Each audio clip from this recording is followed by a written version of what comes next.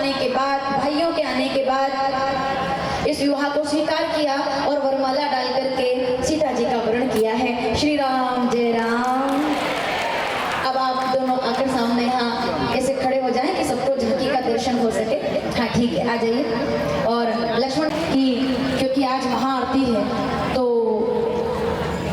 सबको ज्यादा से ज्यादा महाआरती करने का और देखने का मौका मिले। करई स्वयंवर सो नृपबाल राजकुमार आए, राजा जनक बिरदावली गाई गई और उन्होंने प्रतिज्ञा की कि जो कोई राजा अथवा तो राजकुमार धनुष पर प्रतिज्ञा चढ़ाएगा वही मेरी बेटी से विवाह करने के योग्य होंगे। माताओं सावधान, बड़े बड़े राजा राजकुमार आए लेकिन आहा क्या बात है, डगे ही ना शंभू। इतने बड़े बड़े राजा आए और धनुष को दिखा भी ना सके। धिक्कार है ऐसे पुरुषार्थ पर, मेरी बेटी कुंवारी रह जाए। पर ये धरती पर कोई वीर अगर नहीं है तो सोच रही है कि मैं तो उनके बारे में सोच रही हूँ जिनके घर के ये जमाई बनेंगे, उनका क्या होगा। उनको क्या पता कि यही जनकपुरी के जमाई बनने वाले हैं। बर्तन गिरने लगे जनकपुरियों के घर के। आवाज सुन, नारायण हे हवाओं, हे घटाओं, हे जनकपुरी, क्यों राम जी धनुष उठाने वाले हैं। ऐसा ना हो हे शेषनाग, हे कच्छप। बिना प्रमाण के थोड़ी बोल रही हूं मैं। रामचरितमानस बालकांड दोहा नंबर 259 और 60 लक्ष्मण जी ने बोला मेरा आदेश है, हे वराह सावधान, हे कच्छप सावधान, हे नरसिंह सावधान, हे प्रकृति पाताल लोग सावधान। ऐसा ना हो कि राम जी धनुष उठाए और धनुष के साथ पूरी की पूरी धरती ऊपर आ जाए। और धरती ऊपर आ गई तो मेरा दर्शन हो जाएगा, क्योंकि शेषनाग के माथे पर ही तो धरती है। और अगर मेरा दर्शन हो गया तो नागदा के पंडाल में एक नजर नहीं आने हैं, शेषनाग अगर नजर आ गए। इसीलिए ढोल नगाड़े, हे नागदावासी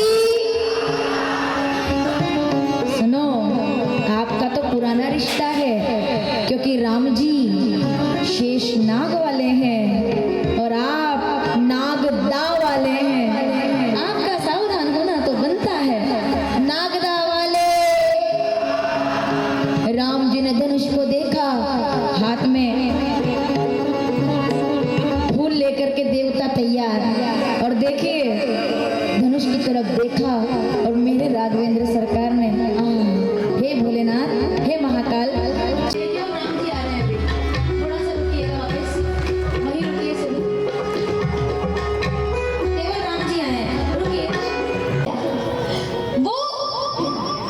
वो इतनी पतिव्रता है। नहीं, इसको आप केवल कथा मत सुनो।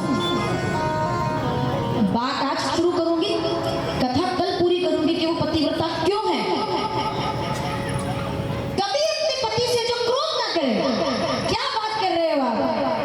बेटे का मोह और दूसरी तरफ पति का धर्म, तो मुझे क्या करना चाहिए? तब वो रानी कहती है कि जाओ राम, तुम वन में जाओ, मेरा आशीर्वाद है।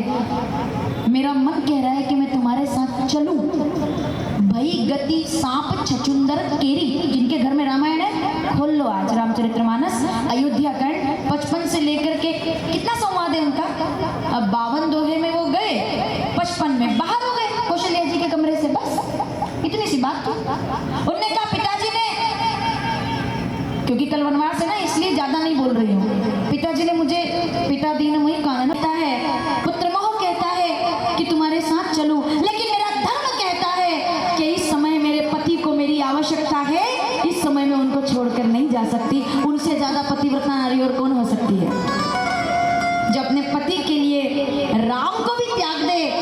वो नारी कौशल्या अगर जनकपुरी में आ जाए, मतलब ये तो राम जी के अवतार से भी पहले की बात है। तो शतानंद जी ने कहा कौशल्या देवी बहुत पतिव्रता है, अगर वो आ जाए तो काम अपना हो जाएगा। समझ में आ रहा है ना आपको? काम हो जाएगा। तो तो जनक जी ने कहा देर किस बात की, तुरंत महामंत्री को भेजो और सबसे बड़ी दासी को और महामंत्री के साथ उनकी पत्नी को भेजो कि रानी को सम्मान के साथ जनकपुरी में लाएं। पीछे तक के बैठे लोग सावधान।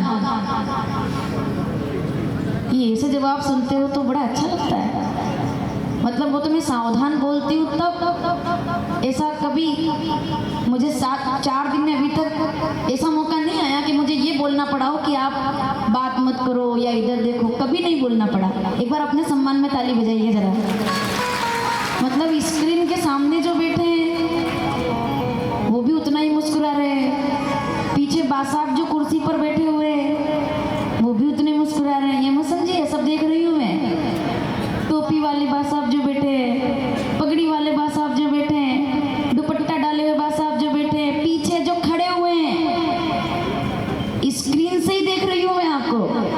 और जितने गंभीरता से आप सुनते हैं, सावधान। पतिव्रता नारी चाहिए ना, तो उन्होंने अपनी एक दासी को बुलाया, बोले इधर आओ रानी, आदेश मेरे कपड़े पहनो, पर्दा, इतना घूंघट, किसी को क्या ही पता चलेगा कि कौन आया है। तुम चुपचाप जाना, देखना बात कहाँ,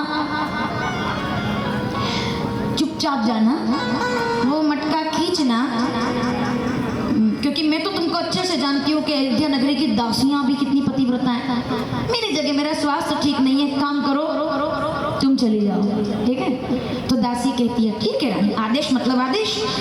रानी कौशल्या जैसे कपड़े पहने, सुंदर सज धज करके इतना घूंघट लिया और चुपचाप पालकी में जाकर बैठ गई। अब मंत्री जी की पत्नी को थोड़ी पता कि रानी की जगह दासी आके बैठी है। उनने पालकी उठाई और क्या बोले, कौशल्या माता की जय हो, कौशल्या माता की जय हो।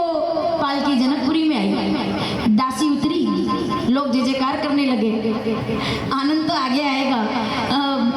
उतरी, कुएं को देखा, कच्चा सूत से रस्सी बनाई गई, गीली मिट्टी से मटका बनाया गया और वो मटके को अंदर डाला कुएं के से और रस्सी को वो खींचने लगी। सब बड़ी बात थी भाई, सब देख रहे हैं क्या होगा, लेकिन विश्वास तो ऐसे करते करते और जैसे मटका ऊपर आया, पानी से भरा हुआ, काले बादल घुमड़ करके आए और भयंकर बरसात प्रारंभ हो गई। इतना पानी गिरा, लोग नाचने लगे। लेकिन ऐसा नहीं हुआ, केवल पानी तो गिरा लेकिन सब जय जयकार कर रहे हैं। जिसकी वजह से पानी गिरा, बोले नहीं नहीं महापत्रिका ना भेजो, लेकिन होए वही जो बिना पत्रिका। मैंने क्या बोला था आपसे कल, रावण जब सीता जी का हरण करेगा तो माया सर्वनाश करेगी, जरेगी। और वही समय अब आया। पुष्प वाटिका में राम जी फूल लेने के लिए आए और बाबा क्या कहते हैं, आइए प्रथम दर्शन, दोनों हाथ जोड़कर, या देवी सर्वभूतेषु लक्ष्मी रूपेण संसार